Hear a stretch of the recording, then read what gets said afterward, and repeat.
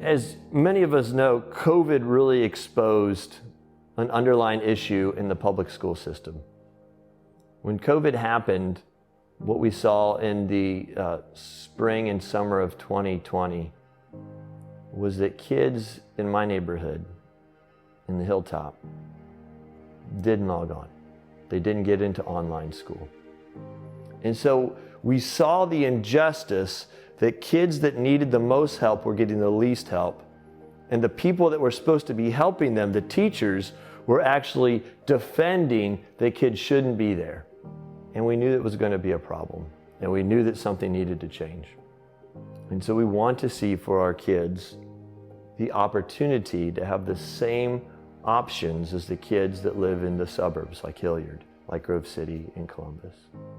When we first moved into the neighborhood in the inner city in Columbus, we were very pro-public schools. I said, if we live in the neighborhood and we fight for the neighborhood, we can help the neighborhood rise out of the situation they're in.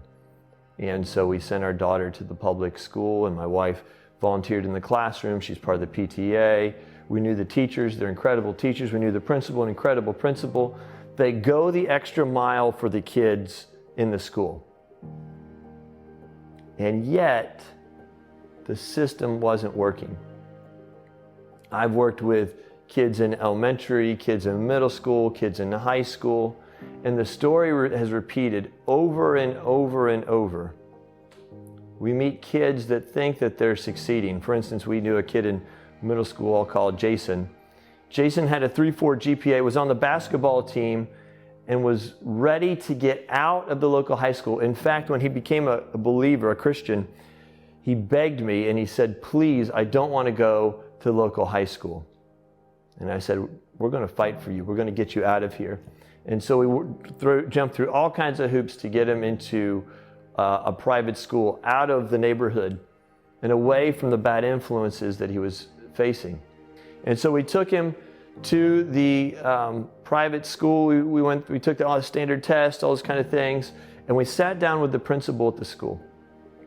And the principal looks at him and his mother and me, and he says to us, he says, look, Jason seems like a nice kid. I know he's on the basketball team. You've told me he's a nice guy. He's got a 3.4 GPA. He's getting A's and B's in his classes. But the reality is that his standardized test scores are in the bottom of the bottom. And so no matter what he does, when he comes here, he will continually fail every class that he takes, and he won't make it. Well, Jason left that room, and he felt very discouraged. And over the next months and next year, he quit going to school as much as he was. He started hanging out with the gang. He quit hanging out with me.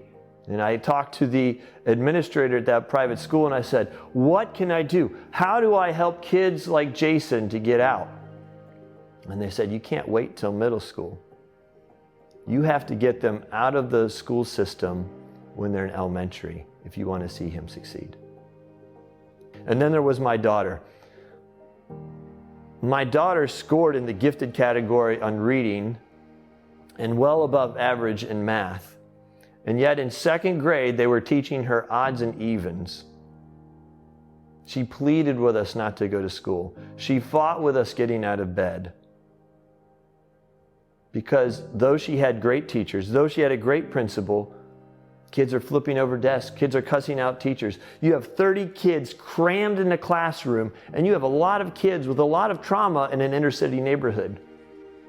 And they're not getting the help that they want. They're not getting the help that they need. Some kids are getting what they need, but so many kids are falling through the cracks, and parents have no good options.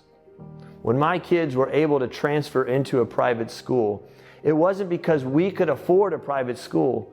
It was because we were given the Ed Choice Scholarship. And still with the Ed Choice Scholarship, the school had to take a loss for my kids to come there. We were the charity cases.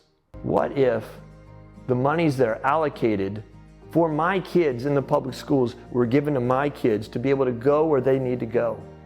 What if the kids in my neighborhood could choose where they want to go? They could say, I want to get out of here now. You know, the other problem is that there aren't even schools that they could get into in my neighborhood because so many kids can't afford it. There are no good private schools for them that fit with what we're looking for. There's a problem with the way that we're handling education in our state and in our country.